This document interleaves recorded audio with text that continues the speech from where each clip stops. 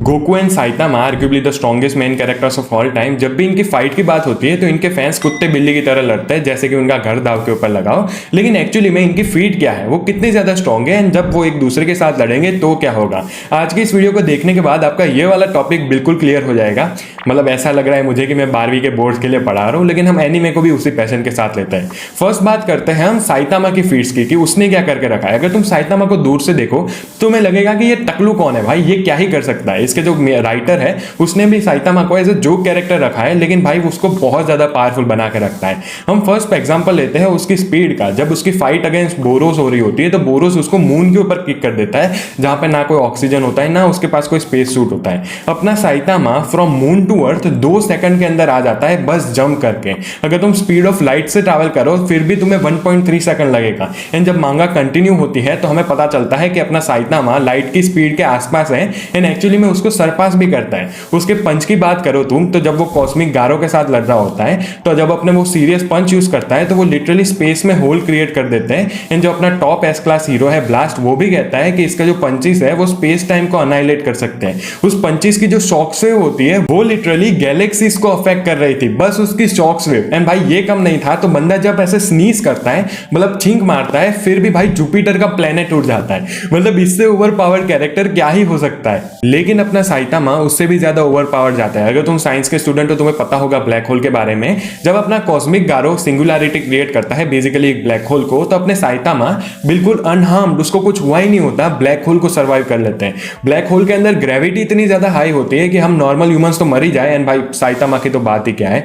उसके अलावा भाई बात करें तो अपने साइतामा भाई कोई भी टेक्निक को कॉपी कर सकते हैं। उसकी फाइट फिट्स अगेंस्ट गारो, जब अपना गारो भाई martial arts and energy manipulation की टेक्निक यूज कर रहा होता है, साइतामा लिटरली बस उसको एक बार देखता है, उसके बाद वो खुद ही वो वाली टेक्निक यूज करना स्टार्ट कर देता है। मतलब बंदा इससे ज्यादा ओवर पावर्ड कैसे ही जा सकता है। लेकिन अपना साइतामा इससे भी ज्यादा स्ट्रॉन्ग जाता है। उसकी फाइट में वो लिटरली इतना ज्यादा स्ट्रॉन्ग हो जाता है कि वो पास्ट में एक पंच किक करता है, मतलब मारता है। मतलब भाई मैं बोलते वक्त ऐसे वो कर रहा हूं, मतलब तुम सोचने जाओ उसकी जो फाइट होती है गारो के अगेंस्ट, वो पास्ट में जाके एक पंच मारता है। भाई मैं मजाक नहीं कर रहा हूं, ये मांगा में लिटरली स्टेट करके रखा है। एंड इसकी वजह से गारो की जो फाइनल बैटल होती है वो होती ही नहीं है, क्योंकि अपना साइतामा उसको पास्ट में जाके ही पंच मार के आ जाता है, भाई उधर ही ढेर कर देता है। इसके अलावा अपना ये जो है साइतामा, उसकी एक एबिलिटी ऐसी है लिमिटलेस ग्रोथ, कि उसका अपोनेंट जितना स्ट्रांग होता जाएगा अपना साइतामा उससे ज्यादा स्ट्रांग ही रहेगा। एंड भाई ये भी मांगा में स्टेट करके रखा है, मैं अपने मन से नहीं बता रहा हूं, क्योंकि भाई जब भी उसका अपोनेंट जितना स्ट्रांग होता जाएगा अपना साइतामा उससे ज्यादा स्ट्रांग ही रहेगा। ये उसकी एबिलिटी है, ऐसा नहीं है कि मांगा में उसको ऐसे ऐसे प्लॉट दिया हुआ है। ये लिटरली साइतामा की एबिलिटी है।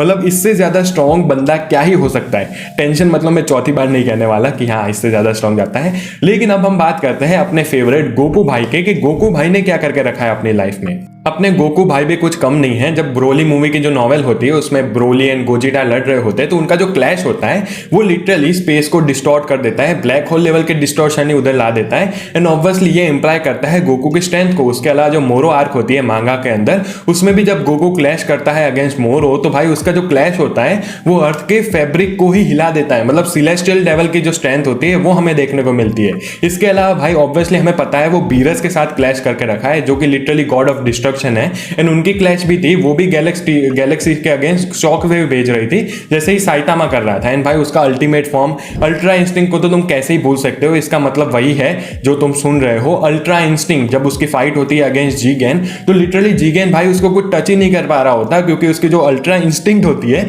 वो इतनी ज्यादा फास्ट होती है कि भाई हर अटैक को वो डॉज कर रहा था। जब हिट गोकू को मारने के लिए आ रहा होता है, आपको पता है उसकी एबिलिटी कितनी ज्यादा स्ट्रांग है, ये हमने एनीमे में देख के रखा है, टाइम स्किप वाली एबिलिटी। तो गोकू भाई उसको भी आउट मनोवर कर देता है, उसकी एबिलिटी को अडॉप्ट कर देता है, एक दूसरी टाइमलाइन में पंच मार के हिट को हरा देता है। मतलब काइंड ऑफ क्या ही जीनियस बात हो गई ना ये। उसके अलावा अपना गोकू भी कोई भी टेक्निक को कॉपी कर सकता है, चाहे वो अपने ओजी अपने मास्टर रोशी के कामेहामेहा हो, या फिर वो जो ये टेलीपोर्ट करता है वो भी टेक्निक है। हाकाई भी उसने सीखी थी गॉड ऑफ डिस्ट्रक्शन बीरस के साथ। एंड ऐसी बहुत सारी टेक्निक्स हैं जो गोकू दूसरों से सीख के यूज कर सकता है। ये कम नहीं था तो अपना गोकू जब वेजिटा के साथ मिल जाता है, मुझे पता है इधर गोकू एंड साइतामा की बात हो रही है, लेकिन फिर भी ये प्लस पॉइंट तो है, जब गोजूटो या फिर वेजिटो वाला फॉर्म आता है तो अपना गोकू और भी ज्यादा स्ट्रांग हो जाता है। व्हीस जो कि बंदा लिटरली अल्टीमेट बीइंग है अपने यूनिवर्स में, ऑब्वियसली जेनो से नीचे, उसने भी कह के रखा है कि गोजिटा या फिर वेजिटो वाला फॉर्म गॉड ऑफ डिस्ट्रक्शन से, मतलब अपने बीरस से भी ज्यादा स्ट्रांग है। मतलब तुम सोच सकते हो वो कितना ज्यादा स्ट्रांग हो जाएगा। अब तक तुम समझ गए होंगे कि गोकू भी बहुत ज्यादा स्ट्रॉन्गर है, साइतामा भी बहुत ज्यादा स्ट्रॉन्ग है, लेकिन अब जब ये दोनों लड़ेंगे एक दूसरे के सामने फिर क्या होगा।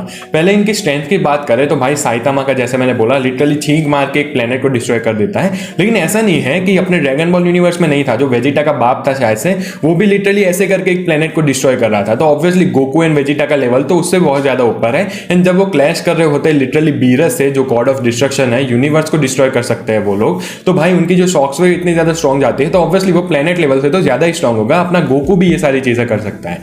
स्पीड की बात करें तो अपना गोकू बहुत ज्यादा फास्ट है, जैसे मैंने आपको बताया कैसे उसने हिट को हराया था। अपना साइतामा भी बहुत ज्यादा फास्ट है, वो literally moon to earth 2 second के अंदर चला गया। लिटरली उसको स्पीड ऑफ लाइट के अराउंड ही माना जाता है। लेकिन यहाँ पे मेन गेम आती है ड्यूरेबिलिटी के अंदर। अपना गोकू जितनी भी हिट लेता है वो ज्यादा स्ट्रांग होता रहता है, आपको पता है उसकी जो पावर होती है वो बढ़ती जाती है।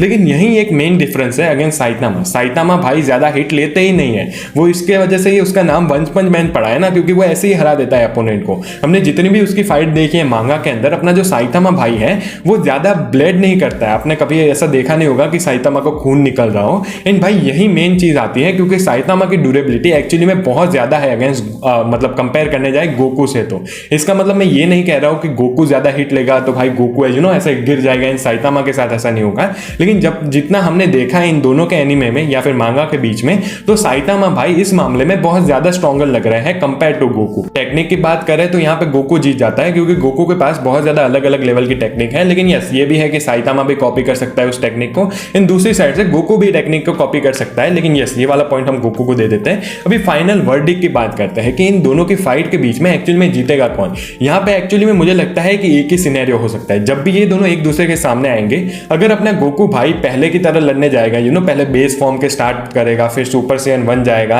2 जाएगा, फिर रेड जाएगा, ब्लू जाएगा, फिर जाकर अल्ट्रा इंस्टिंक्ट जाएगा, तो यहाँ पे साइतामा के जीतने के चांसेस बहुत ज्यादा बढ़ जाता है। क्योंकि जैसे मैंने कहा साइतामा की एबिलिटी ही यही है कि वो अपने अपोनेंट से हर टाइम पे ज्यादा स्ट्रांग ही रहेगा। ये उसकी एबिलिटी ही है। जबकि अगर मैं बात करूं, अगर ऐसा हो कि अपने सामने साइतामा आया, गोकू लिटरली स्टार्टिंग में ही अल्ट्रा इंस्टिंक्ट यूज कर रहा है, एंड भाई अगर ऐसा हो तो वेजिटा के साथ फ्यूज करके गोजिटा बन जा रहा है एंड तुरंत फाइट करने जाता है साइतामा को, तब उसके साथ चांस हो सकता है कि वो साइतामा को हरा पाए। अगर हम यहाँ पे वेजिटा को कंसीडर ना करें तो गोकू अपनी अल्ट्रा इंस्टिंक्ट को भी यूज करे तो भाई वो आसानी से हरा सकता है।